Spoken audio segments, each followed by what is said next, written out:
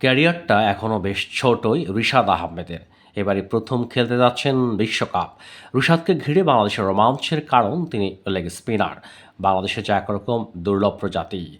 এর আগে কখনো বিশ্বকাপে স্বীকৃত বা বিশেষজ্ঞ কোনো লেগ স্পিনার খেলেননি বাংলাদেশের হয়ে। রিশাদ এরই মধ্যে তার আরেকটি সামর্থ্য দেখিয়েছেন, বড় শট খেলা।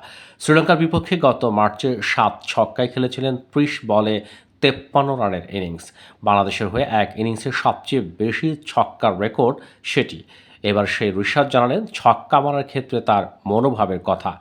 বিশ্বকাপ উপলক্ষে দলে থাকা খেলোয়াড়দের সাক্ষাৎকার নিয়ে ধারাবাহিক ভিডিও প্রকাশ করছে বিসিবি।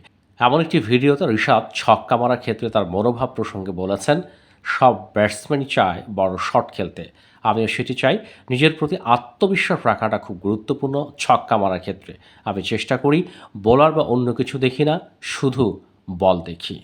স্বাভাবিকভাবেই তার প্রতি দলের চাওয়াটা মূলত বোলিংকে ঘিরে। এরই মধ্যে টি-টোয়েন্টি দলের গুরুত্বপূর্ণ সদস্য হয়ে ওঠার ইঙ্গিতও দিয়েছেন এই লেগ স্পিনার। তবে তিনি চান সব বিভাগেই অবদান রাখতে। তার মূল যে কাজ সেই বোলিংয়ে রিশাদ পাশে পাচ্ছেন মোস্তাক আহমেদকে। পাকিস্তানের হয়ে ১৯৯২ সালের বিশ্বকাপ যে এই লেগ স্পিনার এখন বাংলাদেশ জাতীয় দলের স্পিন বোলিং কোচ। তার সঙ্গে টেকনিক্যাল বিষয়ের চেয়ে মনস্তাত্ত্বিক বিষয়ে বেশি কাজ করছেন বলেও জানিয়েছেন রিশাদ। সব মিলিয়ে বিশ্বকাপে ভালো কিছু করার আশা তার। তিনি বলেন, বিশ্বকাপে খেলা আমার জন্য অনেক গর্বের। চেষ্টা করব নিজের সামর্থ্যের সর্বোচ্চটা দেওয়ার।